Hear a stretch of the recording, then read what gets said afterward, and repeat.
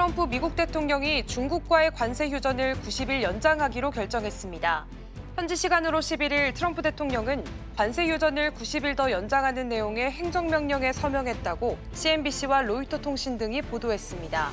양국이 지난달 스웨덴 3차 협상에서 연장안에 합의한 뒤 내려진 최종 결정입니다. 엔비디아 AMD가 중국 반도체 판매 수익 15%를 미국 정부에 지급하기로 했습니다. 중국 수출 허가 조건으로 미국 기업이 수익을 정부에 제공한 첫 사례입니다. 이번 결정은 미중 무역 협상과 정상회담으로 이어질 전망입니다. 트럼프 미국 대통령이 금에는 관세를 부과하지 않겠다고 재확인했습니다. 이 발언의 국제금값은 온스당 3,404.7달러로 전거래일 대비 2.5% 급락했습니다. 앞서 1kg 골드바 관세 부과 오보로 급등했던 금값은 상승분을 모두 반납했습니다. 밤사 있었던 뉴욕 증시 이슈와 국내 증시 아이디어까지 함께 모색해 보겠습니다. 출발 증시와이드 1부 진행에 이어납니다. 미국과 중국이 90일간의 관세 휴전을 또 한 번 결정했습니다. 단기간의 충격은 완화될 수 있다라는 기대감은 있었는데요. 하지만 시장에서는 내일 발표될 소비자 물가 지수에 더욱더 주목을 하는 모습이었습니다. 이 CPI 지표가 상승으로 나오게 된다면 금리 인하에 대해서는 조금은 우려가 되는 부분이 있기 때문입니다. 역시나 인플레이션에 대해서 조금 더 확인을 해볼 수가 있는 상황인데요. 그러다 보니 내일 지표에 조금 더 주목을 하는 모습이었습니다.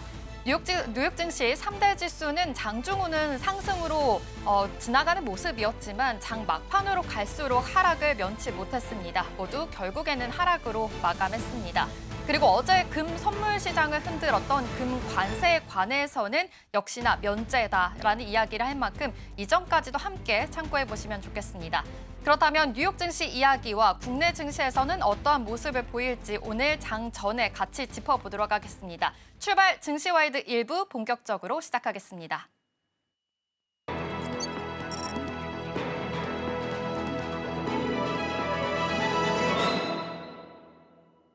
시장에 쏟아지는 다양한 정보, 그 속에서 어떤 고민이 있는지 댓글 답해준 아나운서 통해서 만나보도록 하겠습니다. 전혜경 앵커와 함께할게요. 어서 오세요. 네, 안녕하세요.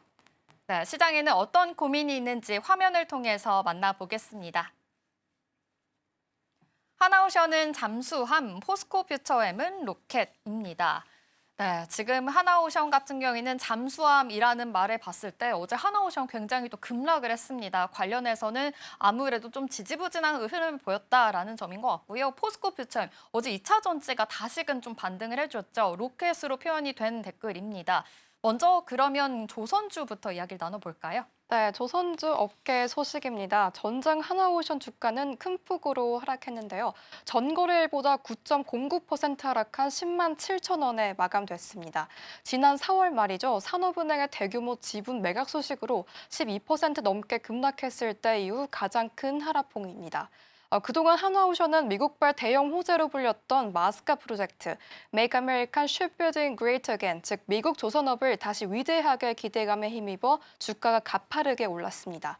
이 마스카 프로젝트는요, 미국의 군함과 상선 등 자국 조선업 경쟁력 강화를 위해 한국 조선업체와 대규모 협력하는 계획입니다. 그 수혜주로 하나오션이 부각되면서 주가가 단기간에 급등했던 겁니다. 하지만 전장에서 크게 하락했던 원인은 크게 세 가지로 분류할 수 있는데 첫 번째는 한국거래소가 하나오션을 투자 경고 종목으로 지정했습니다. 단기간 급등과 과열 조짐이 나타난 종목에 내려지는 조치인데요. 투자자들 입장에서는 심리적으로 부담이 커질 수밖에 없습니다. 두 번째는 그동안 쌓였던 차익 실현 매물이 한꺼번에 출회됐습니다. 이 마스카 기대감으로 급등한 만큼 수익을 확정하려는 움직임이 쏟아진 겁니다. 세 번째는 국회에서 노란봉투법 통과 가능성이 높아졌다는 점도 악재로 작용했습니다. 이 법안은 원청의 사용자 책임을 하청이나 재하청 노동자까지 확대하고 파업 시 손해배상 청구를 제한하는 내용을 담고 있습니다. 하도급 구조가 많은 조선업계 입장에서는 인건비 부담과 공정 지연 우려가 커지는 셈입니다. 이 세 가지 요인이 겹치면서 투자 심리가 급격히 냉각됐고 하나오션뿐만 아니라 대한조선이 7% 넘게 하락했습니다. 또 삼성중공업, SD한국, 조선해양, SD현대중공업 등 다른 주요 조선주도 일제 약세를 보였고 조선주로 구성된 ETF, 타이거 조선 탑10 역시 3% 이상 떨어졌습니다. 결국 미국발 호재로 단기간 뜨겁게 달아올랐던 조선주가 투자 경고와 규제 리스크, 그리고 차익 매물이 나는 삼중 악재를 만나서 하루 만에 급격히 식어버린 하루였습니다. 네, 그러니까요. 지금 상반기를 좀 주도했었던 조선주들이 어제 일제히 좀 미끄러지는 양상이었습니다. 사실은 마스카 프로젝트로 인해서 계속해서 좀 기대감을 가지고 있었는데 차익 실현 매물이 또 출회가 됐고요. 또 어제는 노란 봉투법 통과 가능성까지 높아지면서 이를 좀 악재로 담아내는 모습이었습니다.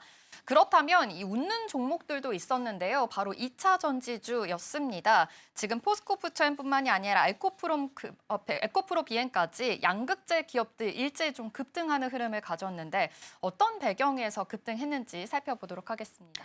네, 2차 전지 보시면요. 2차 전지 같은 경우 뚜렷한 상승 흐름 보였습니다. 국내 대표 2차 전지 관련 종목들 포스코 퓨처엠 같은 경우 8% 넘게 급등했고 에코프로비엠과 에코프로 역시 4에서 8%대 상승률을 기록했습니다. 여기에 포스코홀딩스, 삼성 SDI, LG 에너지솔루션 같은 대형주까지 모두 우름세로 마감했습니다. 이런 강세의 배경에는 바로 리튬 가격 반등이라는 호재가 있었습니다. 세계 최대 배터리 제조사인 중국 CATL이 최근 장시성에 위치한 리튬 광산에서 생산을 일시 중단하기도 하면서 시장에서는 공급 차질 우려가 부각됐습니다. 리튬은 전기차 배터리의 핵심 원료로 공급이 줄면 가격이 오를 수밖에 없습니다. 실제로 이날 국제시장에서 리튬 가격은 단기 반등세를 보이며 투자 심리를 크게 자극했습니다.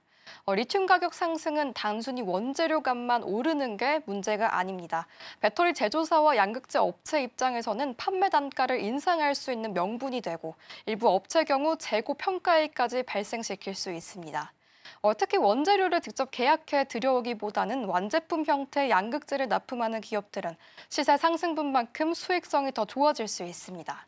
전문가들은 이번 리튬 가격 상승이 단기 이벤트에 그칠지 아니면 공급 불안이 장기화되면서 추세적인 상승세로 이어질지가 관건이라고 분석하고 있습니다. 만약 가격 상승세가 이어진다면 양극재 배터리 셀 업체들이 실적 개선폭이 더 커질 수 있다는 전망도 나오고 있습니다. 결국 전장에서는 조선업종 규제와 우려고 투자 경고 지정 등 주춤한 반면 2차 전지 업종은 원재료 가격 호재와 실적 개선 기대감이 맞물리면서 완전히 엇갈린 흐름을 보인 하루였습니다. 네, 어제는 2차 전지주들이 좀 반등을 해줬습니다. 바로 리튬 가격에 대한 급등 양상이 같이 덩달아서 있었기 때문인데요. 역시 실적 개선에 대한 폭이 좀 앞으로 더 늘어날 수 있을 것이다라는 전망이 있으니까요. 조선주뿐만이 아니라 2차 전지주들 지금 이렇게 각자의 다른 흐름을 보여주고 있다라는 점 참고해 보시면서 오늘 시장에선 어떤 흐름을 보일지 계속해서 주목해 보시면 좋겠습니다. 그렇다면 다음 댓글을 통해서 어떤 고민이 있는지 살펴보겠습니다. 은퇴하면 코인으로 노후 준비하는 시대에 오나요? 라는 댓글입니다. 지금 은퇴하면 주식이 아니라 코인으로 준비해도 되나? 라는 이런 고민인 것 같습니다. 사실 제가 어제 뉴욕장 브리핑에서도 말씀드리긴 했었는데 401k 퇴직연금에 이제 가상자산도 투입할 수 있다라는 내용이었습니다. 이런 소식이 맞을까요? 네, 맞습니다. 미국 소식인데요. 퇴직연금은 흔히 노후의 안정망이라고 불리죠. 근데 이제 미국에서는 변동성이 큰 가상자산까지도 이 퇴직연금으로 투자할 수 있는 길이 열리고 있습니다. 도널드 트럼프 대통령이 지난 7일이죠. 미국의 대표적인 퇴직연금 제도 401k의 대체자산 투자 가이드라인을 6개월 안에 재검토하라는 행정명령을 서명했습니다. 이 행정명령이 시행되면 기존의 사모펀드, 부동산, 인프라펀드, 금뿐만 아니라 가상자산까지도 투자 대상에 포함될 수 있게 됩니다. 그동안 가상자산은 미 노동부의 극도로 조심하라는 투자 지침과 운용사들의 소송 위험을 우려해 사실상 담지 못했던 분야인데 이번 행정명령 핵심은 바로 이 수탁 책임, 부담을 완화했다는 점입니다. 규제가 완화되면서 운용사들이 보다 자유롭게 가상자산 상품을 퇴직연금 포트폴리오에 담을 수 있는 길이 열리게 됩니다. 하지만 실제 투자가 가능한 시점까지는 절차가 꽤 남아 있습니다. 노동부, 재무부, SEC 등 관련 기관이 규제 개선을 완료해야 하고 그다음에 고용주, 즉 회사들이 퇴직연금 플랜에 대체자산 옵션을 넣을지 여부를 결정해야 합니다. 또 가상화폐 기업이나 사모펀드 운용사들이 새로운 상품을 설계하고 이를 퇴직연금 사업자, 예를 들어 필리디아, 뱅가드 같은 대형 운용사가 승인하는 과정이 뒤따릅니다. 이 모든 절차는 통상 1년에서 15개월가량 걸리지만 업계에서는 워낙 시장에 관심이 뜨거운 만큼 내년 상반기 안에 첫 상품이 출시될 가능성도 있다고 보고 있습니다. 결국 43조 달러에 달하는 미국 은퇴연금 시장의 새로운 선택지, 바로 가상자산을 맞이하게 되는 건데요. 다만 아직까지는 투자자 보호장치가 마련되지 않았다는 점이 우려되고 있습니다. 만약 시장이 급락하거나 예상치 못한 변동성이 발생할 경우 은퇴자들이 노후 자금의 큰 위험에 노출되고 있기 때문인데요. 규제 완화로 열리는 기회와 그 기회만큼 커지는 리스크, 미국 퇴직연금 시장이 열리는 새로운 변곡점을 맞이하고 있습니다. 네, 미국 퇴직연금 시장에서 새로운 기회가 열린 겁니다. 401k 퇴직연금 제도에 이제는 가상자산을 더 투입할 수 있다라는 것이 행정명령에 서명이 된 상황인데요. 수탁자 책임 부담을 완화한다라는 것이 가장 큰 스탠스니까요. 기억해 보시면 좋겠습니다. 지금 미국뿐만이 아니라 한국만큼 규제가 조금 더 심각한 일본에서도 가상자산을 금융상품으로 인정하려는 움직임이 뚜렷해지고 있다고 하는데요. 이건 어떻게 지금 바라보고 좋을까요? 네, 그렇습니다. 일본의 대표 금융그룹이죠. SBI 홀딩스가 최근 비트코인과 리플을 포함한 ETF 상품을 금융당국에 정식으로 제출했습니다. 이 흥미로운 점은 이 상품이 가상자산 100% 투자형이 아니라 자산의 51%를 금에 투자하고 나머지 49%를 암호화폐 배분하는 혼합형 구조라는 겁니다. 이를 통해서 안전자산과 고위험자산을 조합해 변동성을 완화하겠다는 의도가 읽힙니다. 미국의 경우 리플 현물 ETF가 아직 상장되지 않았는데요. 그 이유는 미국 증권거래위원회 SEC와 미국 리플 간의 장기간 소송이 최근까지 이어졌기 때문입니다. 하지만 SEC가 최근 기조를 전향적으로 바꾸면서 소송이 종결됐고 미국에서도 조만간 관련 상품이 출시될 가능성이 높아졌습니다. 일본이 미국보다 속도를 내는 배경에는 리플 기반 결제 솔루션의 폭넓은 활용이 있습니다. 특히 대학권의 일부 지방자치단체 중심으로 리플을 활용한 결제 서비스가 이미 실생활에서 자리 잡고 있습니다. 제도 도입에 대한 사회적 저항이 적은 편인데 여기에 일본 정부와 금융당국이 가상자산, 세제 개편을 본격적으로 논의 중인 데다 현재 최대 55%에 달하는 가상자산 거래이익 과세 방식을 종합과세에서 분리과세로 전환하는 방안이 추진되고 있습니다. 이는 투자자들의 세 부담을 완화해 시장 참여를 확대하려는 움직임으로 해석되고 있습니다. 또한 일본에서는 가상자산 관련 선물 옵션 상품 상장도 검토되고 있고 현물뿐 아니라 파생상품 시장까지 제도권 편입을 서두르는 모습입니다. 전문가들은 일본이 새로운 산업을 무리하게 규제하기보다 기존 법체계 안에서 변화 위험을 관리하며 점진적으로 제도를 개선하고 있다는 평가를 내놓고 있습니다. 반면 한국의 경우 금융당국이 올해 하반기 가상자산 현물 ETF도 도입안을 발표하겠다고 예고했지만 이를 주도할 금융위원회 해체 논의가 이어지면서 정책 추진력이 떨어질 수 있다는 우려가 나오고 있습니다. 제도 설계와 시장 준비가 속도를 내야 하는 시점에서 오히려 정책 공백이 길어질 수 있다는 지적입니다. 네, 지금 말씀해 주신 대로 아무래도 좀 세계적으로는 가상자산 시장에 대해서는 좀 더 포괄적으로 의미를 부여하고 있는 것으로 포착이 됩니다. 일본 시장에서는 리플을 기반으로 해서 결제 솔루션이 일상화됐다고 하고요. 우리나라에서도 현물 ETF 도입을 지금 예고하고 있으니까요. 이 점까지 참고해 보시면서 앞으로의 정책 방향성이 어떻게 나아갈지 뉴스 주목해 보시면 좋겠습니다. 그렇다면 다음 댓글을 통해서 어떤 고민이 있는지 살펴보겠습니다. 셀트리온 공장만 사는 줄 알았더니 호재가 줄줄이네라는 댓글입니다. 네, 셀트리온 소식일 것 같은데요. 최근에 셀트리온 일라이릴리 공장을 인수했다라는 소식까지 전해지기도 했었는데 지금 호재가 줄줄이네라는 것을 봤을 때 어떤 호재가 또 있을까요? 두 가지 호재를 들고 왔습니다. 일단 첫 번째는 셀트리온이 미국 내 자체 생산과 위탁 개발 생산, 즉 CDMO 사업 확대 기대감 속에 트럼프 정부의 의약품 관세 정책에서 수혜를 볼 종목으로 평가받고 있습니다. 신한투자증권 엄민용 연구위원은 올해 셀트리온의 실적이 상저하고 흐름을 보이며 하반기 턴어라운드가 본격화될 것이라고 전망했는데 그 중심에는 미국 공장 인수가 있습니다. 셀트리온은 미국 내 한 공장의 독점 우선 협상자로 선정돼 오늘 10월 본계약이 체결됩니다. 인수 후에는 기존 물량의 절반 수준, 수천억 원의 규모 매출이 즉시 반영되고 자체 제품 생산 매출은 2027년 1분기부터 잡히게 됩니다. 이번 인수에는 약 7천억 원이 투입되며 이후 3천억 원에서 최대 7천억 원 규모의 중설 투자도 계획돼 있습니다. 이 증설이 완료되면 인천 송도 이 공장의 최대 1.5배 수준까지 생산 능력을 키울 수 있습니다. 여기에 셀트리온의 100% 자회사 셀트리온 바이오솔루션스가 CDMO와 임상 시험 수탁, CRO 사업을 20만 리터 규모로 운영하게 되는데 향후 항체 약물 접합제, 또 세포 유전자 치료제, 펩타이드 등으로 조 단위 매출을 목표로 하고 있습니다. 실적 측면에서도 고마진 신제품이 점유율을 빠르게 확대하며 수익성 개선을 이끌 전망입니다. 또 하반기에는 골다공증 치료제 프로랄라, 바이오시밀러 비롯해 줄리어 약템, 아일레아 등 굵직한 바이오시밀러 출시가 예정돼 있어 내년 이익은 성장을 더 가파르게 보일 것으로 보입니다. 특히 세계 유일의 피하 주사형 자가 면역 질환 치료제 진펜트라, 유럽명 렘시마 CS는 현재 점유율이 27%에 도달하며 성장세를 이어가고 있습니다. 여기 합병 비용이 제거되면서 하반기 이익 개선폭이 한층 커질 것으로 전망되고 있습니다. 신한투자증권은 셀트리온의 2025년 매출을 4조 2,800억 원, 영업이익은 1조 1,700억 원으로 내다봤습니다.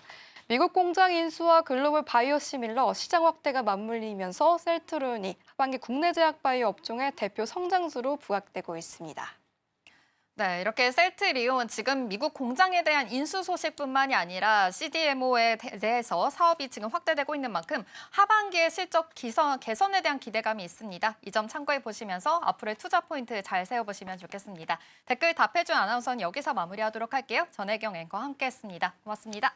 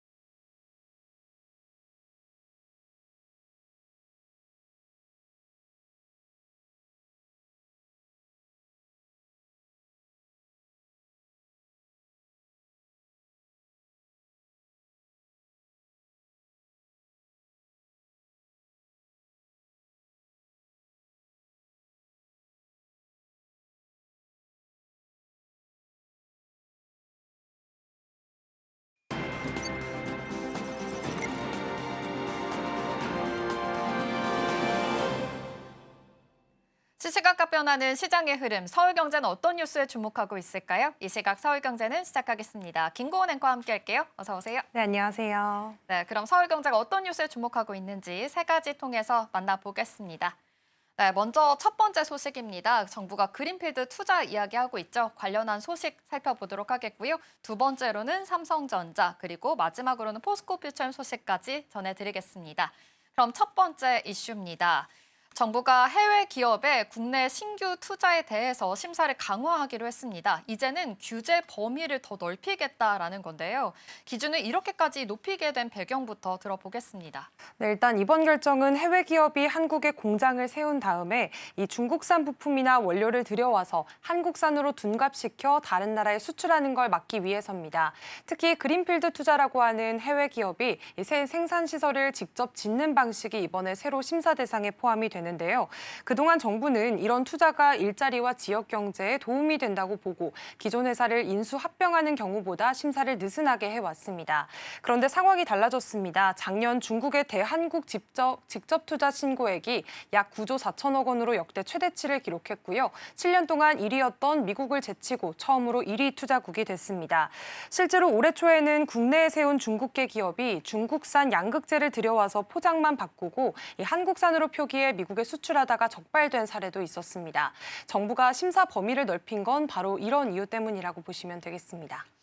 이번 조치 아무래도 단순히 투자 관리 차원뿐만이 아니라 민감한 산업에서 이런 규제 회피까지 막겠다라는 의도로 보입니다. 그렇다면 새로운 공장 투자까지 심사를 하게 되면 어떤 점이 또 달라지게 되는 걸까요? 네, 일단 앞서 말씀드린 것처럼 해외 기업이 국내 회사를 인수 합병할 때만 지금까지 심사를 해왔습니다. 네. 하지만 이번에는 그린필드형 투자까지 사전 심사 대상에 들어가게 되는데요. 그 공장이 국내 산업 경쟁력에 어떤 영향을 줄지, 또 미국 같은 주요 교역국과 통상 마찰을 일으킬 가능성은 없는지, 그리고 핵심 기술이 빠져나갈 위험은 없는지까지 전부 살펴보게 됩니다. 특히나 배터리, 반도체, 첨단 소재처럼 미국의 대중 규제와 직결된 업종은 심사 기준이 훨씬 더 까다로워질 전망이고요. 여기에 정부는 중국산 제품이 우회 덤핑 방식으로 국내에 들어오는 것도 막겠다고 나섰습니다. 또 내년부터는 제3국에서 부품을 들여와서 조립한 다음에 국내로 반입하는 경우에도 덤핑 방지 관세를 매길 수 있도록 제도를 바꿀 예정입니다.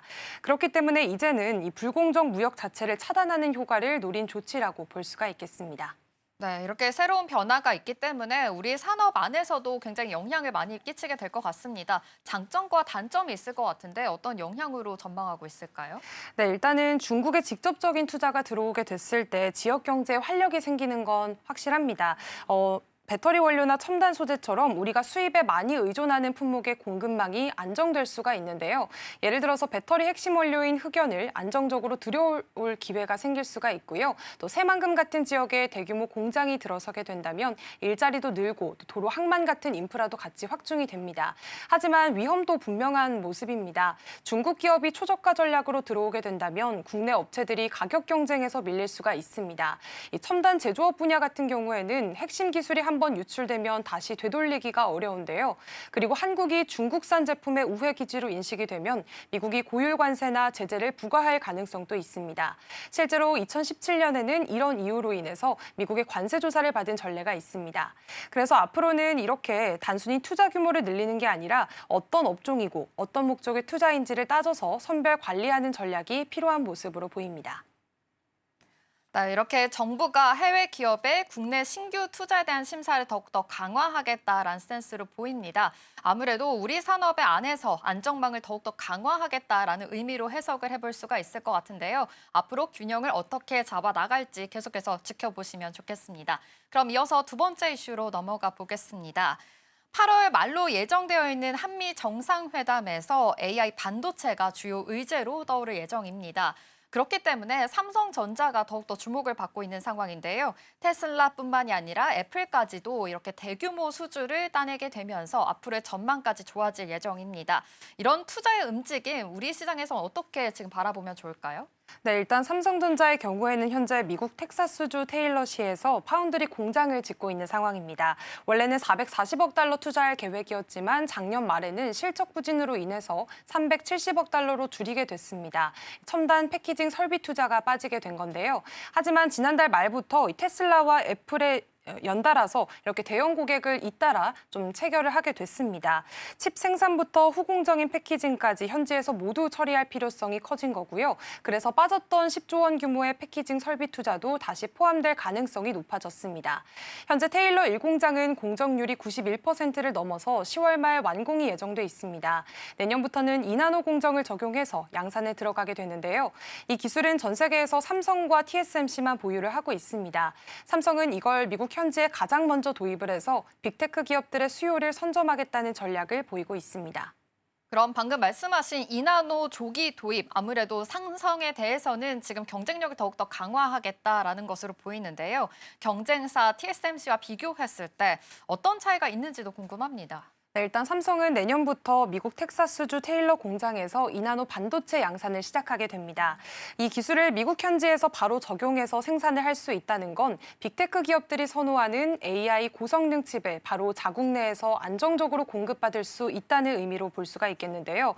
지금 미국 정부가 반도체를 본토에서 생산하라라고 강하게 요구를 하고 있는 상황 속에서 삼성의 이런 행보는 굉장히 매력적인 조건입니다. 반면 TSMC의 경우에는 대만에서 먼저 2나노 생산 생산을 시작을 했고요. 미국 애리조나 공장에는 2028년쯤 도입할 계획입니다. 그렇기 때문에 시기 차이가 최소 3년 정도 벌어지게 되고 미국 내 생산 물량도 전체 30%에 그칠 예정입니다. 그렇기 때문에 이제 빅테크 입장에서는 최첨단 제품을 안정적으로 공급받기까지에는 이 TSMC를 선택하기엔 상당한 시간과 물류 부담이 생길 수 있는 구조고요. 그렇기 때문에 이번에 테슬라와 애플이 삼성전자를 선택한 배경에는 이해 있다고 보시면 되겠습니다. 그렇기 때문에 앞으로 결국 단순한 기술력 경쟁을 넘어서서 현지화된 생산 능력이 앞으로 반도체 시장 판도를 바꿀 삼성의 강력한 무기가 되고 있습니다. 네, 이렇게 삼성의 강력한 무기가 될 수 있다라고도 말씀을 해주셨는데요. 그렇다면 하반기의 전망도 굉장히 중요할 것으로 보입니다. 좀 긍정적인 흐름이 나타날 수 있을까요? 네, 사실 상반기까지만 해도 외국인 투자자들이 삼성전자를 계속 팔았습니다. 하지만 7월 들어서는 분위기가 완전히 바뀌었는데요.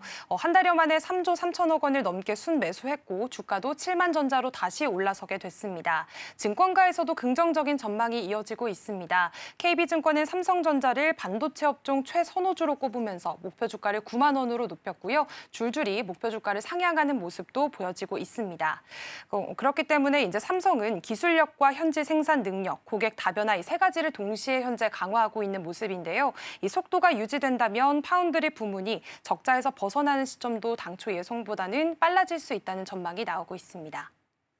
네, 이렇게 삼성전자 지금 미국 투자 확대뿐만이 아니라 이난도 조기 도입까지 이루어지면서 뚜렷한 차별화를 보이기 위해서 노력하고 있는 시점입니다. 앞으로의 하반기 긍정적인 흐름이 나타날 수 있을지 계속해서 주목해 보시면 좋겠습니다. 그럼 이어서 마지막 이슈 체크해 보겠습니다. 포스코 퓨처엠이 최근 중국의 전구체 기업과 손을 잡았다라는 소식입니다. 그러다 보니까 함께 ESS용의 양극재 사업을 추진하겠다라는 이야기까지 들려오고 있는데요. 어떤 협력인지 구체적으로 이야기 나눠보겠습니다. 네, 포스코 퓨처엠은 지난 11일 중국 전구체 기업인 CNGR 그리고 CNGR의 한국 자회사인 피노와 함께 ESS용 LFP 양극재 사업을 추진하기로 업무 협약을 맺었습니다. 앞으로 세 회사가 힘을 합쳐서 LFP 양극재 생산 공장을 세우고요. 그리고 글로벌 시장을 겨냥한 공동 마케팅도 진행할 계획입니다. 사실 두 회사는 이미 이전부터 인연이 있었습니다. 이번에는 여기서 한 걸음 더 나아가서 전구체뿐만 아니라 LFP 양극재 생산까지 현재 검토를 하고 있는 상황인데요. 국제에너지기구 자료를 보면 지난해 전 세계 ESS 시장이 LFP 비중이 무려 80%에 달할 정도입니다. 그렇기 때문에 포스코 퓨처엠은 기존에 강점이 있었던 하이니켈 계열의 제품군뿐만 아니라 LMR부터 LFP까지 이렇게 제품군을 확장해서 좀 변화하는 시장 수요에 대응하겠다는 모습을 보이고 있습니다. 네, 이번 협력으로 인해서 지금 산업 범위가 굉장히 넓어졌습니다. 전구체에서 지금 LFP 양극재까지 넓어졌는데요. 그러다 보니까 어제 주가가 8% 넘게 뛰기까지 했습니다. 앞으로 좀 긍정적인 모멘텀으로 있을 것이다라는 해석이 드는데요. 그렇다면 최근에 주가 흐름들은 어떻게 짚어볼 수가 있을까요? 네, 일단 포스코 퓨처엠은 지난 일주일 사이에 주가가 19% 넘게 급등을 했습니다. 심상치 않은 주가 상승세 보이고 있는데요. 우선 그 첫 번째 배경에는 미국이 중국산 배터리 소재에 대해서 고율 관세를 매기고 있습니다. 그렇기 때문에 이 포스코 퓨처엠이 ESS용 LFP 양극재를 안정적으로 공급할 거라는 기대감이 커졌고요. 두 번째는 외국인이 다시 들어오면서 8월 들어서 외국인이 3천억 원 넘게 사들이면서 가격 상승폭이 커졌습니다.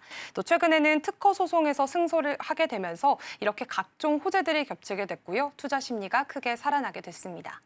네, 아무래도 지금 시장에 대해서 환경 변화뿐만이 아니라 이제는 비용 부담 해소까지 주가에 힘을 실어줬다라고도 볼 수 있겠습니다.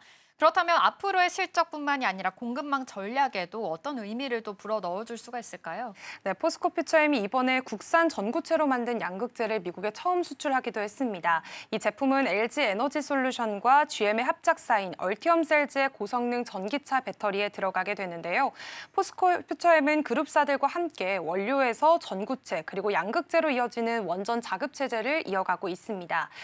결국 이 자급 체제는 원가 절감뿐만 아니라 북미 와 유럽 같은 주요 시장에서 신뢰도를 높이는 그런 발판이 되겠고요. 장기적으로 봤을 때는 매출 구조를 더 안정시키고 글로벌 완성차 배터리사와 장기 계약을 맺을 가능성도 더욱더 커지게 됐습니다. 네, 이렇게 포스코 퓨처엠 아무래도 중국에 있는 전구체 기업과 손을 잡으면서 LFP까지 사업을 더욱더 확장하고 있는 스탠스로 보입니다. 요즘 글로벌 배터리 시장이 계속해서 환경을 변화하고 있는 상황입니다. 이에 대해서 주가 흐름뿐만이 아니라 실적 개선까지 이어질 수 있을지 계속해서 주목해 보시면 좋겠습니다. 이 시각 서울경제는 잠시 뒤에 또다시 찾아뵙도록 하겠습니다. 김고은 앵커와 함께했습니다. 고맙습니다. 고맙습니다.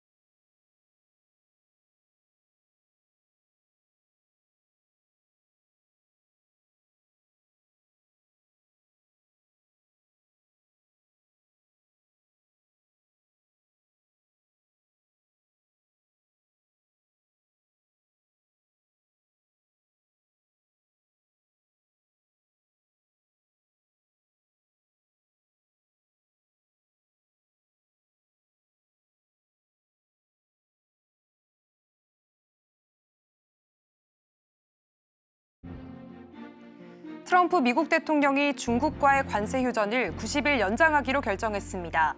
현지 시간으로 11일 트럼프 대통령은 관세 휴전을 90일 더 연장하는 내용의 행정명령에 서명했다고 CNBC와 로이터 통신 등이 보도했습니다. 양국이 지난달 스웨덴 3차 협상에서 연장안에 합의한 뒤 내려진 최종 결정입니다. 엔비디아 AMD가 중국 반도체 판매 수익 15%를 미국 정부에 지급하기로 했습니다. 중국 수출 허가 조건으로 미국 기업이 수익을 정부에 제공한 첫 사례입니다. 이번 결정은 미중 무역 협상과 정상회담으로 이어질 전망입니다. 트럼프 미국 대통령이 금에는 관세를 부과하지 않겠다고 재확인했습니다. 이 발언의 국제금값은 온스당 3,404.7달러로 전거래일 대비 2.5% 급락했습니다. 앞서 1kg 골드바 관세 부과 오보로 급등했던 금값은 상승분을 모두 반납했습니다. 골드만삭스는 미국 소비자가 관세 부담의 67%를 떠안을 것으로 전망했습니다. 이에 따라 올해 하반기 인플레이션이 상승하고 12월 핵심 PCE 물가 상승률이 3.2%까지 오를 것으로 예상됩니다. 트럼프 행정부의 관세 인상은 이미 수입 비중이 높은 품목 가격을 끌어올리고 있습니다. 밤사이 있었던 뉴욕 증시 마감 상황 체크해 보겠습니다. 일단 밤사이 가장 중요한 이슈는 미국과 중국에 대해서 90일간의 관세 휴전을 결정했다라는 소식이겠죠. 이로 인해서 기대감은 있었지만 시장에서는 아무래도 금리 인하에 대한 결정에 더 주목을 하는 모습이었습니다. 내일 CPI 지표가 발표되는 만큼 이 점에 계속해서 주목해 보시면 좋겠습니다. 그럼 이어서 3대 지수 마감 상황 체크해 보도록 하겠습니다.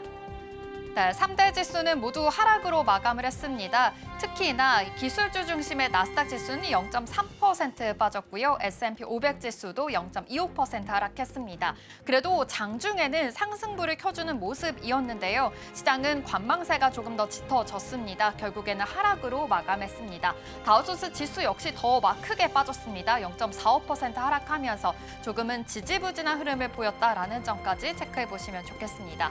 이어서 살펴보도록 하겠습니다. 미 10년물 국채 금리 0.05% 소폭 상승하면서 마감했는데요. 국채 금리 같은 경우에는 금리 인하에 대해서 계속해서 같이 연동돼서 생각이 되는 만큼 이 점까지 함께 체크해 보시면 되겠습니다. 필라델피아 반도체 지수 역시도 시장이 전반적으로 좀 관망세인 자세이다 보니까 반도체 지수 또한 밀렸습니다. 0.14% 하락하면서 마감했습니다. 국제 유가는 오늘은 상승하는 흐름을 가졌습니다. 연일 좀 하락하는 흐름이었었는데요. 오늘은 0.2% 상승하면서 64달러 선에서 마감했습니다. 역시나 러시아와 미국에 대해서 정상회담에 좀 주시하는 모습이었는데요. 관련해서도 유가도 계속해서 체크해 보시면 좋겠습니다. 그렇다면 시장이 전반적으로 어떠한 흐름을 보였는지 히트맵 통해서 살펴보겠습니다. 네, 역시 3대 지수가 하락으로 마감한 만큼 큰 빅테크 기업들 좀 보합권에서 머무는 모습으로 포착이 됩니다. 엔비디아 같은 경우에는 0.35%, 브로드컴도 0.35% 하락하면서 마감했습니다.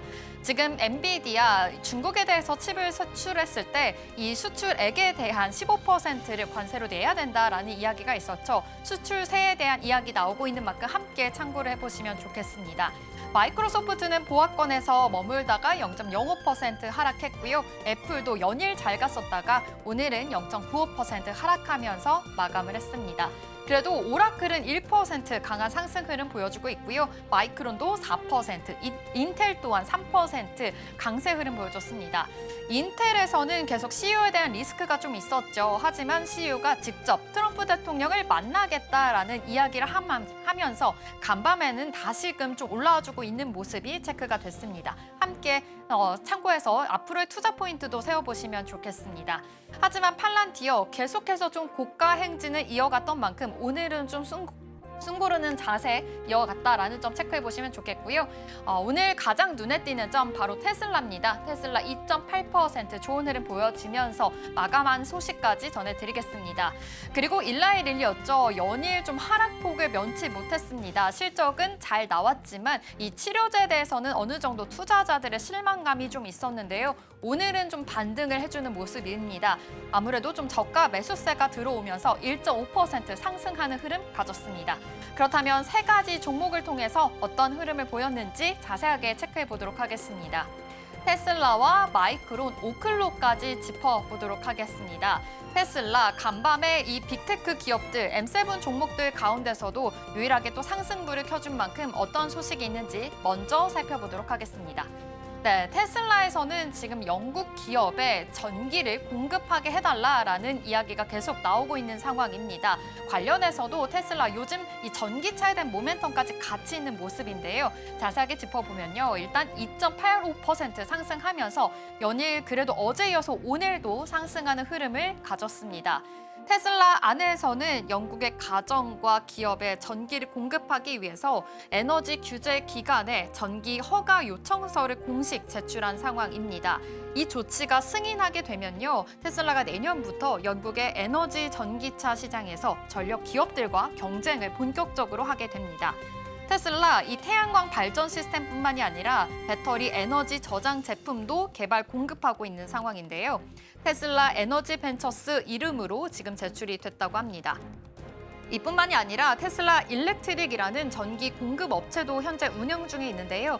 이 전력망을 판매해서 수익으로 창출할 것을 계속해서 지원하고 있으니까요. 이점까지 포착해 보시면 좋겠습니다.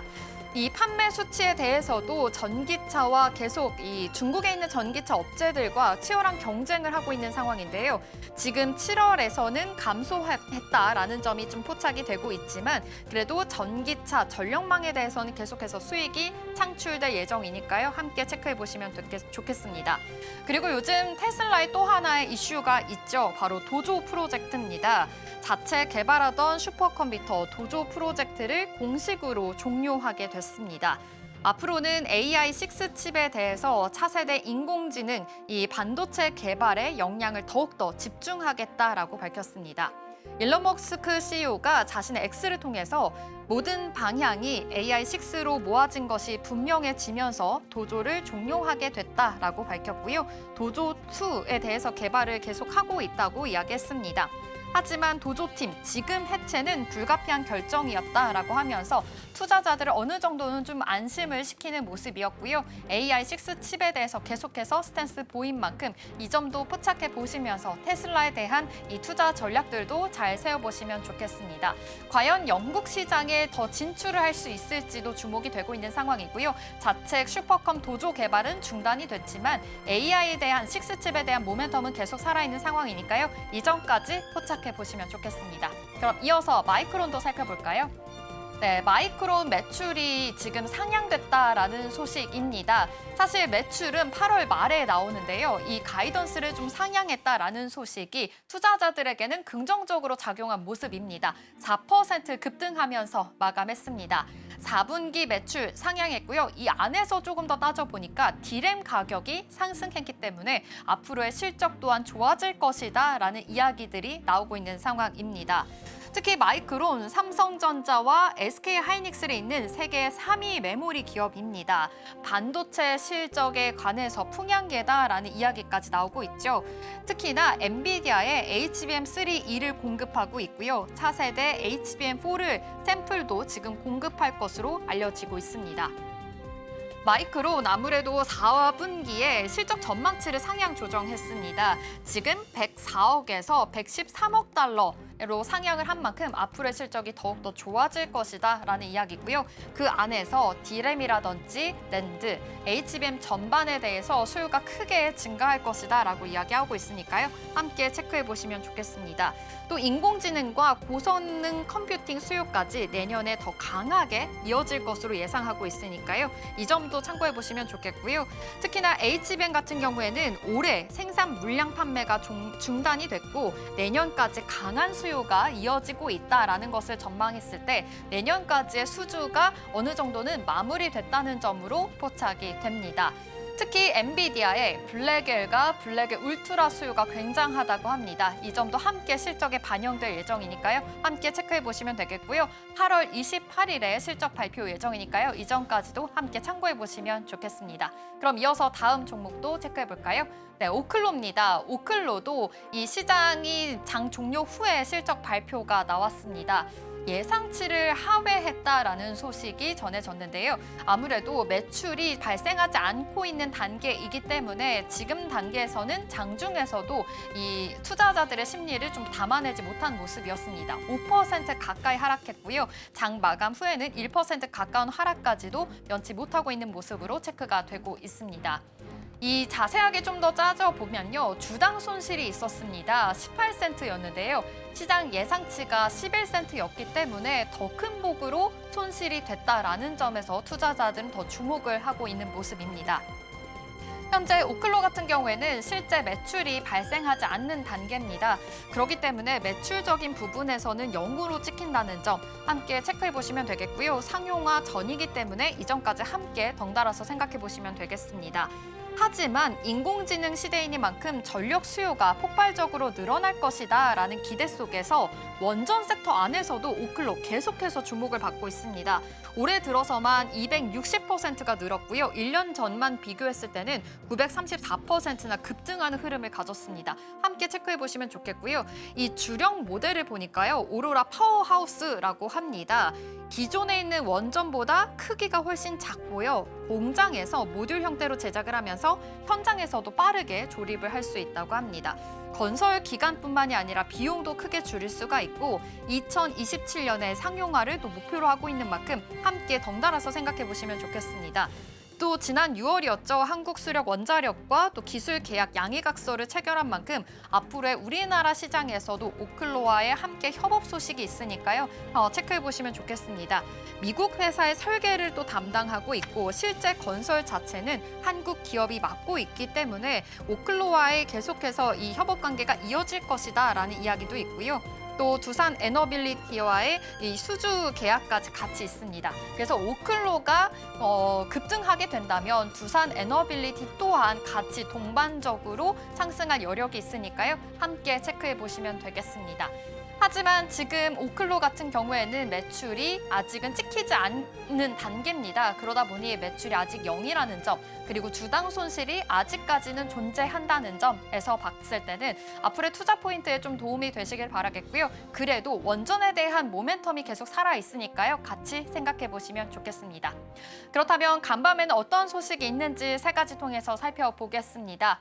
네, 가장 이 시장에서 주목하고 있는 점이죠. 미중 간의 갈등입니다. 미국과 중국 지금 치킨 게임이 계속해서 강세 이어지고 있는데요. 그 안에서 90일 휴전을 결정했다라는 소식입니다. 두 번째로는 AI 칩 수출세를 내야 된다라는 이야기가 있죠. 그리고 마지막으로는 CATL 소식까지 전해드리겠습니다. 그럼 먼저 관세 휴전 소식부터 살펴볼까요? 네, 오늘이 바로 관세 휴전의 종료 날이었습니다. 사실 어제까지만 하더라도 오늘 연장을 할 수 있지 않을까라는 기대감이 있었는데 오늘 이 장 마감하기 바로 전에 이제 90일 연장에 대해서 확정이 됐습니다. 지난 5월부터 계속해서 좀 휴전에 관한 이야기는 나오고 있었죠. 무려 이 미중 간의 관세 협정에 관련해서는 3차까지 진행을 했었는데 이 3차에서 진행된 이야기들이 계속해서 지금 휴전이 되어 있는 상태다라는 점까지 함께 포착해 보시면 좋겠습니다. 고율 관세였습니다. 미국은 중국에게 145%의 관세를 부여할 것이다 라고 이야기했는데요. 1차 협의에서 115%까지 인하하겠다라고 이야기하면서 지금 현재 30%로 머물고 있는 상황이고요. 중국은 미국에 10%의 관세를 부과하고 있는 상황입니다. 지금 이런 상황이 90일 동안 더욱더 연장을 하겠다라는 건데요.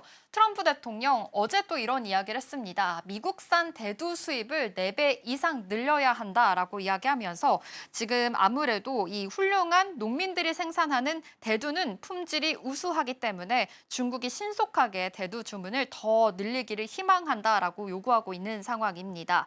그러다 보니 지금 중국에서는 관세 휴전에 대해서 이야기는 나오고 있지만 여러 가지 수출과 수입에 관해서는 압박을 가하고 있는 상황이다라는 점까지 함께 포착해 보시면 좋을 것 같습니다.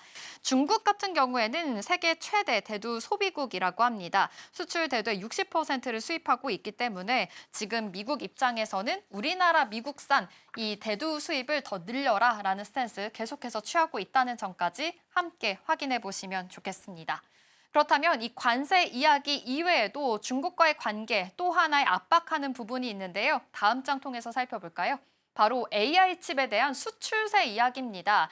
이제는 관세가 아니라 수출에 관한 이야기인데요. 이 수출로 통해서 벌어들인 이 수입에 대해서 15%는 미국 정부에 내야 된다라는 이야기입니다. 지금 엔비디아와 AMD가 중국에 이제 칩을 다시금 수출할 수 있게 재개가 됐죠. 그러다 보니까 수출이 재개가 된 만큼 미국 정부에게도 이러한 수출세를 내야 된다는 겁니다. 상무부가 직접 이야기했습니다. 중국향 AI 칩 판매가 허용이 됐고 매출 일부를 세금 형태로 징수해라라는 압박이 지금 있는 것으로 보입니다. 하지만 전문가들 역시나 비판이 계속해서 이어지고 있습니다. 이런 점에서는 수출세를 매기게 되면 이 분기당 최대 10억 달러 정도의 수입이 생길 수가 있다라고 이야기 나오고 있고요. 그리고 이런 부분에서는 오히려 엔비디아와 AMD가 이 중국 시장에서 발을 빼게 만들 수 있다라는 우려가 있으니까요. 함께 체크해 보시면 좋겠습니다. 모건 스탠리에서는 대중 수출이 재개가 된다면 AMD가 내년에 30억 그리고 50억까지 매출을 올릴 수 있다라고 보고 있지만 지금 상황에서는 이렇게 수출세로 인해서 아무래도 쉽지 않은 실적이 나올 수도 있다라고 이야기하고 있으니까요. 함께 체크해 보시면 좋겠습니다.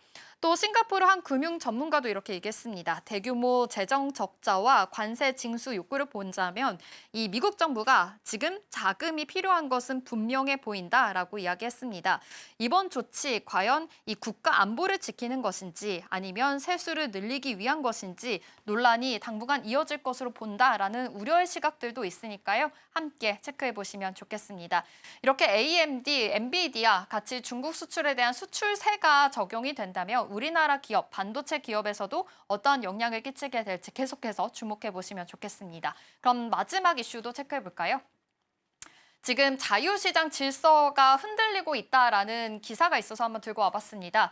AMD와 엔비디아에도 15% 요구가 있는 상황이고요. 인텔에 대해서도 계속 좀 압박을 가하고 있는 상황이죠.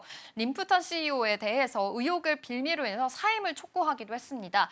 하지만 지금 인텔 CEO 트럼프 대통령을 만나겠다라는 이슈와 함께 오늘 장에서는 3% 반등하는 흐름 가졌으니까요. 함께 체크해 보시면 좋겠고요. 코카콜라에도 이제는 시럽이 아니라 설탕수수, 설탕을 넣어야 된다라고 이야기한 만큼 이 점도 체크해 보시면 좋겠습니다. 그리고 애플과 US 스틸까지 아무래도 기업 입장에 계속해서 이 미국을 위한 관세를 내야 된다. 수출에 관해서도 계속해서 투자 약속을 해야 된다라는 이야기가 나오고 있으니까요. 함께 체크해 보시면 좋겠습니다. 그렇다면 마지막 CATL 소식까지 볼까요? 지금 리튬에 관해서도 계속 이야기 나오고 있습니다. 어제 우리 시장에서도 리튬 관련주들이 지금 상승하고 있는 흐름인데요. 미국에서 미국에서도 리튬 관련 생산 업체들 계속해서 급등하고 있다라는 점까지 함께 체크해서 투자 포인트 세워보시면 좋겠습니다. 이 리튬에 관해서 같이 상승하는 이유가요. 바로 CATL 중국 회사인데요. 이 중국 회사 안에서 리튬의 광산을 가동하는 것을 중단하겠다라고 이야기했습니다. 3개월 이상 생산이 중단되는 만큼 아무래도 리튬 가격에 대해서 더 크게 오를 수밖에 없겠죠. 점유율을 따져보니까요. 29.7%로 이 배터리 업체에서도 가장 크게 점유율을 차지하고 있는 만큼 CATL이 이렇게 광산에 대해서 중단했다라는 소식은 아무래도 세계적으로는 조금 더 큰 이슈가 되고 있다라는 점까지 함께 체크를 해보시면 좋을 것 같습니다. 이 안에서의 종목들 살펴보니까요. 엘버말 있겠고요. 리튬 아메리카스 그리고 시그마 리튬까지 전일장에서 모두 다 상승한 흐름 가졌으니까요. 함께 체크해 보시면서 투자 포인트 잘 세워보시면 좋겠습니다. 네, 이렇게 CATL 리튬 관련된 소식까지 정말 급등하는 종목들, 이 투자 이슈에 따라서도 여러 가지 순환매가 계속해서 돌고 있는 시장입니다. 그리고 내일은 물가 지표가 또 발표가 됩니다. 금리 인하에 대해서 어떤 스탠스를 가지게 될지 실제로 지표를 통해서 확인해 볼 수가 있으니까요. 이 점까지 포착해 보시면서 투자 아이디어 잘 세워보시기 바라겠습니다. 지금까지 마켓 클로즈업이었습니다.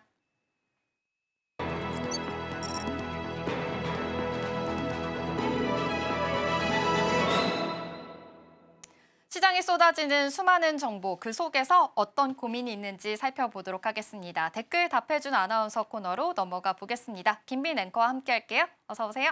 안녕하세요. 네, 그럼 화면을 통해서 어떤 고민이 있는지 만나보겠습니다. 30년 만에 디램 왕자 탈환하나라는 댓글입니다. 디램 왕자라는 말에서 봤을 때는 아무래도 관련된 반도체 종목일 것 같은데요. 왕자의 탈환이라는 것이 이제는 더 큰 기업이 더 높게 올라갈 수 있을 것이다라는 이야기가 될 것 같습니다. 아무래도 삼성전자에 대한 이야기일까요? 네, 맞습니다. 최근 삼성전자가 이 6세대 디램, 즉 IC 공정 개발에 관련해서 최근 양산에 총력을 다하고 있는 모습이 포착이 되고 있습니다. 네. 디램은 세대가 바뀔 때마다 회로 선폭이 좁아지고 또 집적도가 높아지면서 성능과 전력 효율이 크게 개선되고 있는데요. 삼성전자의 경우 1분기부터 이 필요한 장비를 순차적으로 발주하며 연내 대량 생산을 목표로 생산 라인 구축에 한창인 분위기입니다. 특히나 이번 세대에서는 빠른 투자와 또 시장 선점 전략이 두드러지는데요. 이는 삼성전자가 이전 세대인 1A 그리고 1B 공정에서 겪었던 품질 문제와 또 생산 지연의 악영향을 극복하고자 하는 의지가 반영됐다고 볼 수 있겠습니다. 과거 품질 이슈는 삼성전자의 디램 점유율 하락과 함께 이 디램을 적층에 만드는 고대역폭 메모리 시장에서도 SK하이닉스에 밀리는 결과를 낳았는데요. 올해 1분기 디램 이 시장 점유율은 SK하이닉스의 경우 36.9%, 삼성전자가 또 34.4%로 현재는 역전된 상황으로 보입니다. 이에 삼성전자는 일시 또 디램을 기반으로 한 6세대 HBM 개발에 박차를 가하면서 지난 2분기에는 HBM4 샘플을 이 AI 반도체 대형 고객사인 엔비디아에 이렇게 전달을 하면서 품질 테스트를 진행 중인 상황입니다. 삼성전자는 이 품질 테스트 통과를 전제로 올해 안에 양산 및 본격 납품을 추진하며 또 HBM 시장에서의 점유율 회복, 또 디램 사업의 반등을 노리고 있습니다. 이처럼 빠른 설비 투자와 또 기술 선점의 전략은 삼성전자가 30년 만에 내준 이 디램 1위의 자리를 탈환하려는 어떠한 강력한 의지를 볼 수 있다라고 설명할 수 있겠습니다. 네, 그러게요. 요즘 삼성전자 요즘 바쁘게 일하고 있는 요즘인 것 같습니다. 디램에 대해서 1위 자리를 다시 탈환하기 위해서 노력하는 것으로 보이는데요. 디램 양산에 총력을 다하고 있다고 합니다. 그렇다면 이제 앞으로의 글로벌 공급망에도 어떤 영향을 또 끼치게 될까요? 이 일시 디램과 그리고 HBM4에 대한 이런 선제적인 투자는 사실상 경쟁사인 SK하이닉스에게는 상당한 압박으로 작용할 것이다. 이런 인식이 커지고 있습니다. 네. SK하이닉스도 올해 상반기 HBM3 12단 제품을 엔비디아의 독점으로 공급하면서 강력한 기술력을 보유하고 있지만 삼성전자가 빠른 양산과 그리고 대량 공급에 성공하면 이 시장 점유율 싸움에서 다시 우위를 점할 수 있다. 이런 인식이 커지고 있습니다.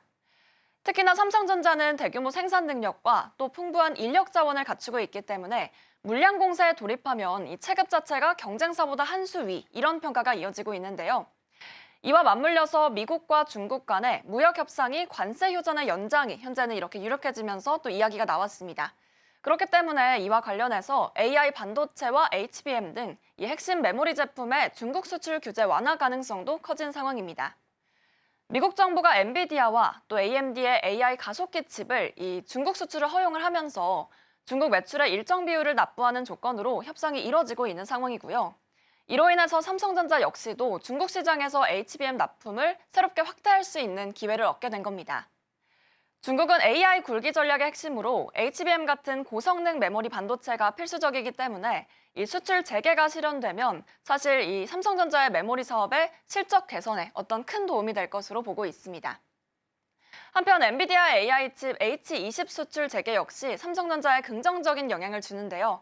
공급망 다변화 차원에서 엔비디아가 삼성전자의 이 HBM3 납품 시기를 예정했던 것보다 앞당길 가능성이 있기 때문입니다. 결국 정리하자면 이 삼성전자의 신속한 일시 디램 투자와 또 HBM4 개발, 그리고 미중 무역 환경 개선 등이 다양하게 맞물리면서 삼성전자의 경우에는 이 다시금 메모리 반도체 시장에서 주도권을 잡을 수 있고 또 절호의 기회를 잡을 수 있다라고 평가받고 있습니다. 다만 SK하이닉스도 탄탄한 고객사 협상과 또 기술력으로 대응을 하고 있기 때문에 이 양사의 경쟁은 앞으로도 치열하지 않을까 증권사들은 전망하고 있습니다. 네, 삼성전자 입장에서는 D램뿐만이 아니라 HBM4까지 투자를 하면서 앞으로의 생산을 더 늘리겠다라는 스탠스로 보이고 있습니다. 시장 주도권 회복을 위해서 노력하고 있는 모습인데요. 또 SK하이닉스와의 경쟁이 더 치열해질 수 있으니까요. 이 점까지 포착해 보시면서 투자 포인트 잘 세워보시기 바라겠습니다. 그럼 이어서 다음 댓글을 통해서 어떤 고민이 있는지 살펴보겠습니다. 통신만 잘하는 줄 알았는데 AI 클라우드까지 접수하네라는 댓글입니다. 어제였죠. KT의 2분기 영업이익이 굉장히 잘 나왔습니다. 1조 원을 돌파했다라는 소식이 들려왔는데요. 이 KT에 관한 소식일까요? 네, 맞습니다. 어제 이제 실적 발표가 있었고 네. 그에 대해서 내용도 또 굉장히 좋았는데요. KT가 2분기에 또 영업이익 1조 148억 원으로 전년 동기 대비해서 105.4% 급증하며 역대 분기 기준으로 최대 실적을 냈습니다. 이 성과는 크게 세 가지 핵심 요인으로 설명할 수 있겠습니다. 첫째는 올해 SK텔레콤에서 발생한 이 대규모 사이버 해킹 사고가 KT 가입의 증가로 이어졌고요. 이 사고 이후에 유무선 서비스 가입자들이 KT로 대거 이동하면서 또 실적 개선에 큰 힘을 실어준 것으로 파악이 됩니다. 두 번째는 강북본보 부지 개발 관련 이 부동산 분양 이익이 반영됐다. 이 점도 일회성 호재로 작용했습니다. 이 부지 개발이 성공적으로 진행이 되면서 부동산 자회사 실적이 크게 늘어난 것으로 파악이 됩니다. 셋째로는 5G 가입자는 7.7% 증가하면서 1,087만 명에 달했고요. 그리고 국내 최초로는 사실 1,000만 명을 넘어서는 초고속 인터넷 가입자로 책정이 되는 등 무선과 유선 사업 모두 사실상 견조한 성장세를 보였습니다.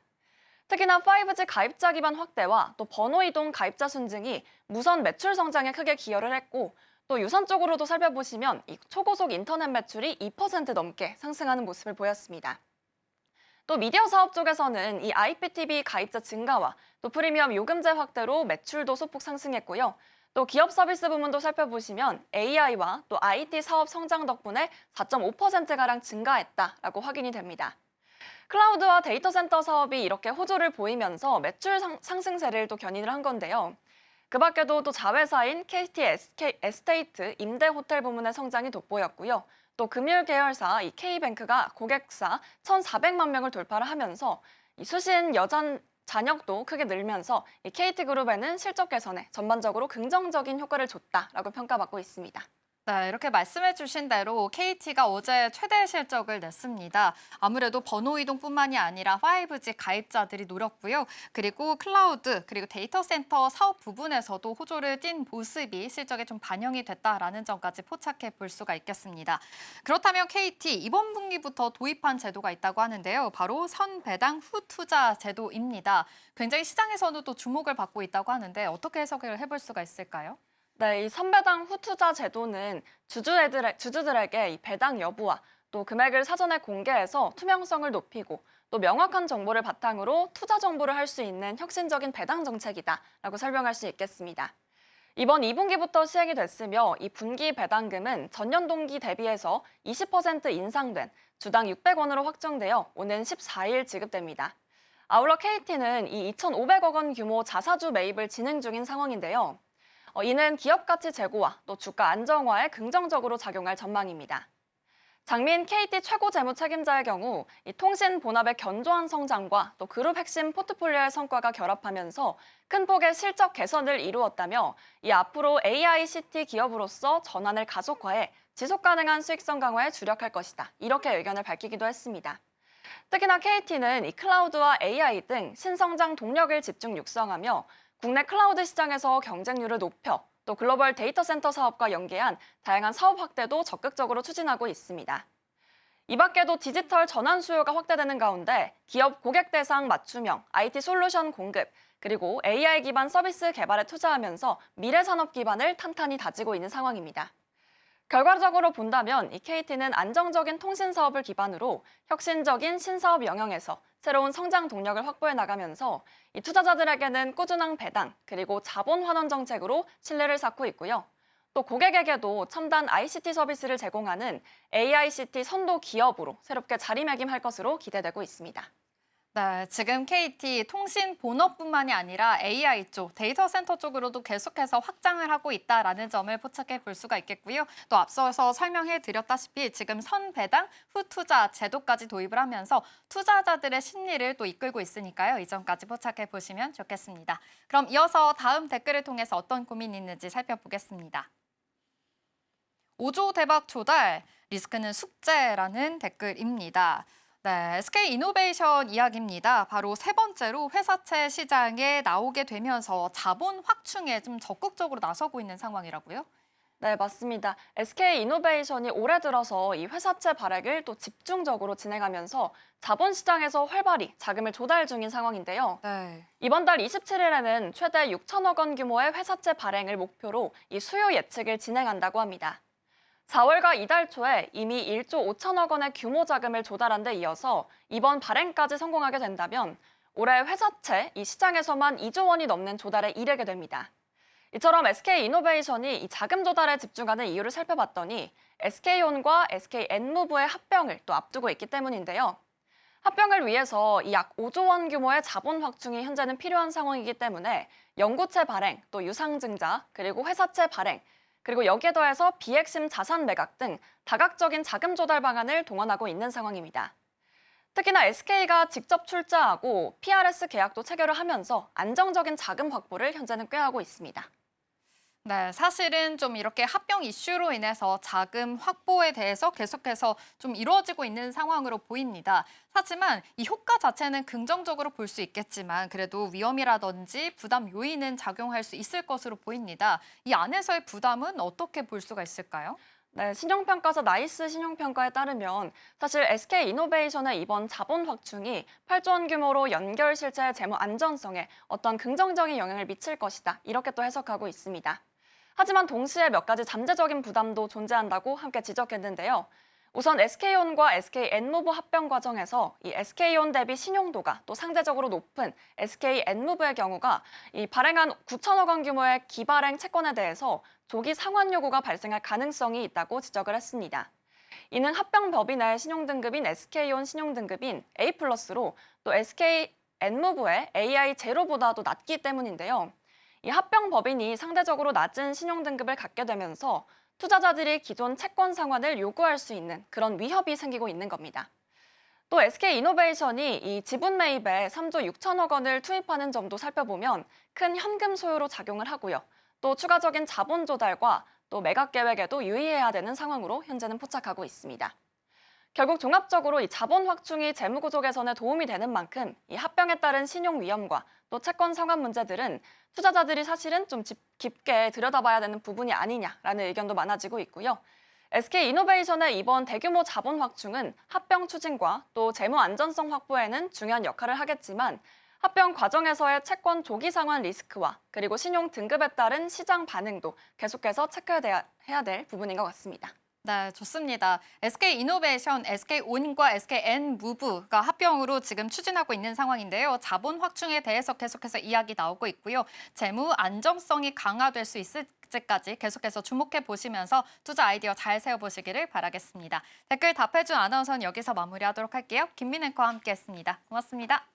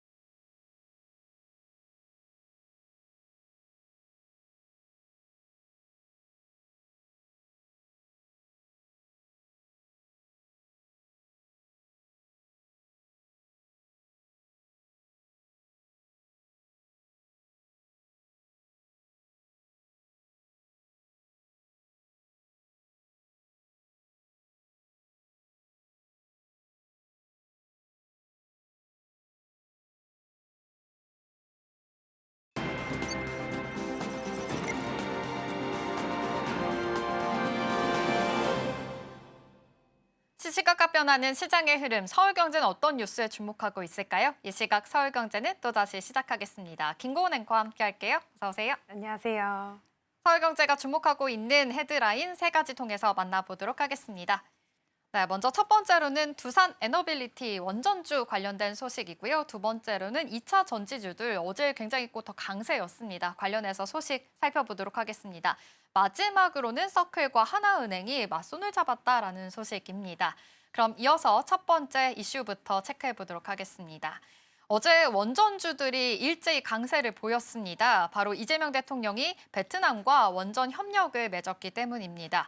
SMR 관련해서 도입 관련된 이야기들도 논의가 계속해서 이뤄지고 있는 상황인데요. 원전주들 먼저 어떤 흐름이었는지 체크해 보도록 하겠습니다. 네, 이번에 국내외 원전 정책이 동시에 힘을 받으면서 원전주들이 좀 주가가 오르는 경향을 보였습니다. 네. 이재명 대통령이 어제 베트남 최고 지도자와 정상회담을 하면서 원전뿐만 아니라 고속철과 첨단 기술까지 협력을 확대하겠다고 밝혔는데요. 정부는 이를 계기로 대형 인프라 수주 기회를 넓히고 인재 교류를 통해 공급망까지 강화하겠다는 계획이고요. 여기에 최근 정부가 추진 중인 신규 원전 2기와 SMR 1기 도입 계획이 맞물리면서 원전업계 전반에 대한 기대감이 커졌습니다. SMR은 기존 대형 원전보다 건설 기간이 짧고 비용이 덜 들면서도 안정성과 경제성을 동시에 갖춘 차세대 원전입니다. 탄소 중립과 안정적인 전력 공급이라는 두 과제를 한 번에 해결할 수 있다는 점에서 주목을 받고 있는데요.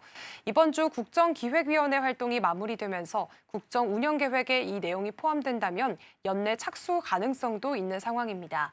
특히 국내 대표 주자인 두산 에너빌리티는 이미 미국 뉴스케일 파워 같은 글로벌 SMR 개발사와 협력을 확대하고 있기 때문에 수주 기대감이 주가를 끌어올린 분위기였습니다. 네, 바로 어제였죠. 이재명 대통령이 베트남 최고 지도자와 함께 정상회담을 하면서 원전 협력에 대한 논의가 이루어졌습니다. 그러다 보니까 계속해서 원전주들 좀 기대감이 많은 상황인데요. 그렇다면 이 안에서도 SMR 관련된 이야기들 더 주목해 보도록 하겠습니다. 특히 두산 에너빌리티, 이 뉴스케일 파워와 함께 계약을 눈앞에 두고 있다라는 소식까지 전해졌는데요. 굉장히 또 큰 규모이니만큼 어떻게 지금 전략을 좀 세워보면 좋을까요? 네, 일단 두산 에너빌리티의 SMR 사업이 이제 본격적인 궤도에 오를 가능성이 좀 커졌습니다. 두산 에너빌리티는 미국 뉴스케일 파워에 약 1,300억 원을 투자해서 지분을 확보했고요. 뉴스케일 파워는 지난 5월 미국에서 77메가와트급 모듈의 표준 설계 인가를 받았습니다. 이게 사실상 상업화의 출발 신호인데 이후 미국 현지의 전력회사나 빅테크 기업들을 상대로 해서 프로젝트 협의를 진행 중에 있습니다. 업계에서는 빠르면 올해 하반기에 계약이 나올 수 있다고 보는데요. 만약 계약이 확정된다면 두산 에너빌리티는 바로 SMR 주기기 제작에 들어가게 됩니다. 그동안 불확실성 때문에 미뤄왔던 SMR 전용 생산 라인 투자도 본격화될 거고요. 매출 전망도 꽤나 구체적입니다. 2026년부터 2천억 원에서 3천억 원 규모로 시작을 해서 매년 가파르게 늘고 있고요. 2030년쯤에는 3조 원이 넘을 것으로 보고 있습니다. 그렇게 된다면 SMR이 두산 에너빌리티 전체 매출의 4분의 1 이상을 차지할 수 있는 이 핵심 사업이 될 수도 있는 건데요. 게다가 두산 에너빌리티는 뉴스케일뿐만 아니라 엑스에너지, 테라파워 같은 다른 글로벌 SMR 설계사들과도 협력 폭을 넓히고 있기 때문에 향후 수주 기회가 훨씬 더 커질 가능성이 높습니다. 결국에 이번 계약이 SMR 시장 진입을 확정짓는 신호탄이 될 수 있다는 게 시장의 시각입니다. 네, 지금 SMR 관련된 사업들 두산 에너빌리티의 실적을 더욱더 올려줄 수 있을 것이다라고 이야기해 주셨습니다. SMR이 두산 에너빌리티 전체 매출의 4분의 1의 이상을 차지하는 핵심 산업이 될 수도 있다라는 이야기가 나오고 있는 건데요. 그렇다면 지금 정부에서는 신규 원전에 대해서 2기 도입까지 이야기 나오고 있는 상황입니다. 두산 에너빌리티 연달아서 호재가 있을 예정이네요. 네, 사실 지금 정부 계획에 포함된 신규 대형 원전 2기와 또 SMR 1기 도입은 두산 에너빌리티 입장에선 굉장히 큰 호재로 여겨질 수 있습니다. 네. 국내에서 대형 원전 주기기를 만들 수 있는 회사가 두산 에너빌리티가 유일하다 보니까 건설이 확정되는 순간 제작 계약이 연결되는 구조인데요. 여기에다가 지금 추진 중인 체코 원전 프로젝트도 하반기에 계약이 확정이 된다면 수주 규모가 더 커질 수가 있겠습니다. 올해 원자력 부문 수주 잔고가 약 5조 7천억 원대인데 내년에는 9조 원대 중반까지 늘어날 거란 전망이 나오고 있고요. 이 숫자만 보더라도 SMR과 대형 원전을 양쪽에서 동시에 키우고 있다는 걸 알 수 있습니다. 특히나 원전 산업은 한 번 계약이 성사되면 수년간 안정적으로 매출이 나오는 구조이기 때문에 이번 정부 정책 방향과 전 세계 원전 수요 증가가 맞물리게 된다면 장기적인 성장성은 훨씬 더 탄탄해질 수 있습니다. 결국 두산에너빌리티는 앞으로 몇 년간 실적과 주가 흐름을 받쳐줄 안정적인 수주 파이프라인을 이미 확보해둔 상태라고 보시면 되겠습니다.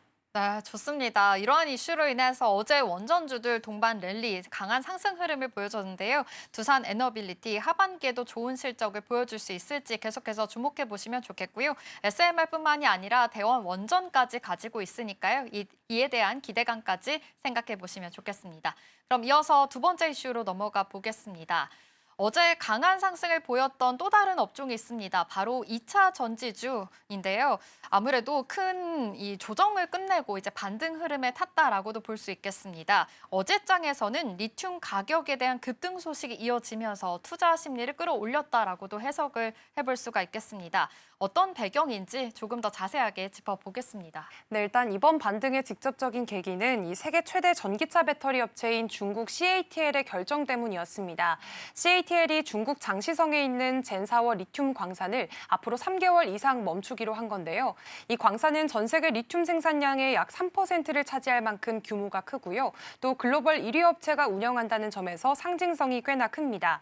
채굴이 멈추면 시장에 넘쳐나던 리튬 공급이 줄어들 수 있다는 기대감이 커졌고 이 소식이 전해진 직후 지난 8일에는 중국 광저우 선물 시장에서 탄산 리튬 가격이 약 9%나 뛰기도 했습니다. 2년 넘게 이어졌던 공급 과잉 분위기에 제동이 걸린 셈인데요. 국내 주식 시장도 곧바로 반응을 했습니다. 어제 오후 기준으로 엔캠이 21% 넘게, 포스코 퓨처엠이 8%대, 또 에코프로가 4% 넘게 오르는 등 2차 전지주 전반이 강세를 보였습니다. 특히나 리튬 가격 상승은 원재료 가격 변화가 곧바로 수익성에 영향을 주는 기업들에게는 큰 호재가 되겠는데요.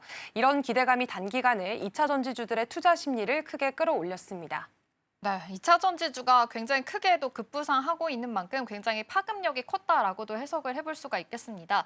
그런데 CATL 지금 하나의 광산만 지금 생산을 중단한 상황인데 이건 어떻게 해석을 해보면 좋을까요? 사실 이번에는 실제적인 물량 차질보다는 심리적인 효과가 좀 컸습니다. 젠사워 광산이 전 세계 리튬 생산에서 차지하는 비중은 3% 정도입니다. 그렇게 크진 않지만 글로벌 1위 배터리 업체가 먼저 생산을 중단했다는 사실 자체가 의미가 컸던 건데요. 블룸버그 통신도 2년 넘게 공급 과잉에 시달리던 업계에서 핵심 연결고리가 멈춘 건 분명한 호재라고 전했습니다. 국내 증권가에서도 이번 일을 단순한 가격 변동이 아니라 이 양극재나 배터리셀 업체처럼 원재료 가격에 민감한 기업들의 실적 개선과 직결되는 흐름으로 보고 있습니다.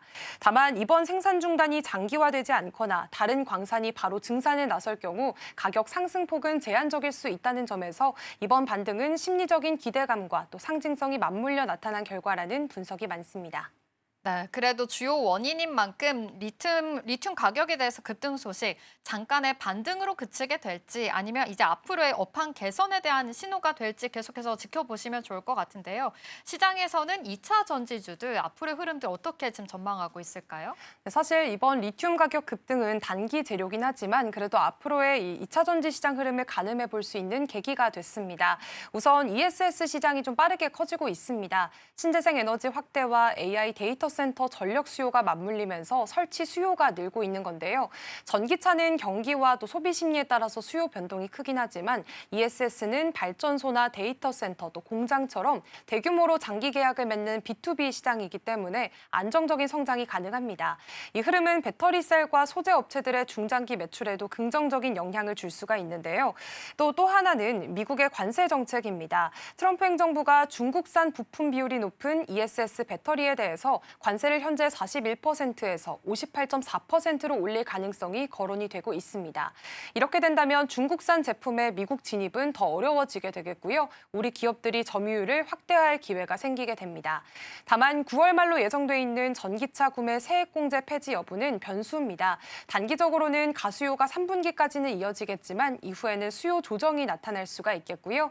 결국 이번 리튬 가격 급등은 업황 회복의 가능성을 보여주는 첫 신호입니다. 특히나 ESS 성장과 탈중국 공급망 흐름까지 여기에 덧붙여진다면 2차 전지 산업 전반이 체력 회복을 할 수 있다라고 전망을 해볼 수 있겠습니다.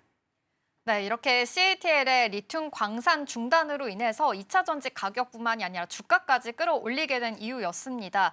앞으로의 이 ESS 시장에서의 2차 전지 속도뿐만이 아니라 앞으로의 경쟁력이 달려있기 때문에 흐름들도 주목해 보시면서 투자 아이디어들 잘 세워보시면 좋겠습니다. 그럼 이어서 마지막 주제 체크해 보도록 하겠습니다. 어제 서울경제 단독 보도입니다. USDC 발행사 서클이 하나은행과 손을 잡았다라는 소식입니다. 요즘 국내에서도 스테이블코인 관련된 법제화 이야기들 계속해서 나와지고 있는데요. 이 발행에 대한 기대감이 커지고 있기 때문입니다. 이번에 협업 소식 어떻게 해석을 해볼 수가 있을까요? 네, 일단 이번 협력은 말 그대로 서로의 니즈가 잘 맞아떨어진 사례라고 볼 수가 있겠습니다. 우선 하나은행은 원화 기반 스테이블코인 시장에서 먼저 자리를 잡기 위해서 준비를 서두르고 있었고요. 서클은 이미 글로벌 시장에서 USDC 발행 경험과 기술력을 갖춘 강자입니다. 하나은행은 지난 6월 KRWC, 하나 KRW 같은 상표권을 16건이나 출원을 했는데요. 특히 KRWC는 서클이 USDC, EURC처럼 통화 뒤에 C를 붙이는 방식과 닮아서 업계에서는 협업을 염두에 둔 것이 아니냐는 해석이 나왔습니다. 이번 업무 협약은 비대면으로 큰 틀에서만 합의가 이뤄졌고요. 발행과 유통, 결제 같은 세부 사업 모델은 앞으로 구체화될 예정입니다. 서클 입장에서는 파트너십을 통해서 한국 시장에 안정적으로 진입을 할 수가 있고 하나은행은 글로벌 네트워크와 또 기술력을 빌려서 이 시장 선점 기회를 잡을 수 있다는 점에서 서로 윈윈 구조를 갖추고 있다고 보시면 되겠습니다. 네, 앞으로의 흐름이 좀 기대가 되는 것 같은데요. 아무래도 이 시장 점유율 2위인 서클이 하나은행과 손을 잡았다라는 것이 더 큰 의미일 것 같습니다. 그렇다면 하나은행 자체에서도 지금 선점할 수 있는 기회가 노려지게 되는 거고 서클 자체에서도 한국 시장에 주목하고 있는 의미가 있을 것 같은데요. 어떤 이유에서일까요? 네, 일단 서클이 한국에 관심을 갖는 가장 큰 이유는 바로 제도화 흐름입니다. 현재 국회에서는 여야를 가리지 않고 스테이블코인 관련 법안이 연이어 발의가 되고 있는데요. 만약 규제가 마련되게 된다면 발행과 유통, 또 결제 구조가 명확해지고요. 또 사업 환경이 안정될 수가 있습니다. 서클은 원래 테더처럼 무작정 전 세계 상장부터 하는 전략이 아니라 각국 규제에 맞춰서 해당국 통화 기반 스테이블코인을 발행하는 방식을 쓰고 있습니다. 그렇기 때문에 올해 상반기에는 또 서클 경영진이 이미 한국은행과 금융당국, 국회 인사들을 비공개로 만나서 시장 환경을 점검을 했고요. 이번 달 말에는 서클의 2인자인 히스타버트 총괄 사장이 직접 방한을 해서 논의를 계속해서 이어갈 계획입니다. 이런 행보는 서클이 한국 시장을 단기 진출이 아니라 장기 전략 거점으로 보고 있다는 방증이기도 합니다. 그렇다면 조금 더 시선을 돌려서 다른 점도 짚어봐야 될 것 같습니다. 지금 하나은행만 움직이는 것이 아니라 토스라든지 카카오 그리고 K뱅크 같은 기업들도 시장을 선점하려고 계속해서 움직임을 나타내주고 있는데요. 업계 전반에서는 어떻게 지금 전략을 세우고 있을까요? 네, 지금 모든 업계에서 좀 이 스테이블 코인 시장에 선점하려는 모습을 보여주고 있습니다. 우선 토스는 금융계열사 3곳이 함께하는 TF를 꾸려서 발행부터 유통, 결제까지 전 과정을 준비하고 있고요. 카카오는 카카오페이, 카카오뱅크와 함께 그룹 차원에서 TF를 운영 중입니다. 또 K뱅크도 디지털 자산 TF를 만들어서 시장 분석과 새로운 서비스 모델을 검토하고 있는데요. 업비트와의 협업 경험을 향후 전략에 반영할 가능성도 큽니다. 이 세 곳 모두 지난 6월에서 7월에는 스테이블 코인 관련 상표권을 선제적으로 출원한 바가 있고요. 여기에 정부도 함께 움직이고 있습니다. 이렇게 민간과 정부가 동시에 준비를 하고 있는 만큼 법제화가 완료되는 시점에는 본격적인 시장 주도권 경쟁이 시작될 가능성이 큽니다. 업계에서는 앞으로 몇 달이 판세를 가릴 중요한 시기가 될 거라고 보고 있는 상황입니다. 네, 이렇게 은행뿐만이 아니라 글로벌 빅테크 기업들도 계속해서 지금 스테이블코인 관련된 준비를 나서고 있는 상황입니다. 어제 서울경제 단독 보도를 통해서 서클과 하나은행에 대한 협력 소식 전해드렸으니까요. 함께 참고해 보시면서 스테이블코인에 관련된 시장 이야기들도 주목해 보시면 좋겠습니다. 이 시각 서울경제는 여기서 마무리하도록 할게요. 김고은 앵커와 함께했습니다. 고맙습니다. 맞습니다. 출발 증시와이드 1부가 준비한 소식은 여기까지입니다. 본 방송에서 제공하는 정보는 투자 판단을 위한 조언일 뿐 해당 종목의 가치와 수익률을 보장하지 않습니다. 이어지는 출발 증시와이드 2부도 많은 시청 바랍니다. 함께해 주신 여러분 고맙습니다.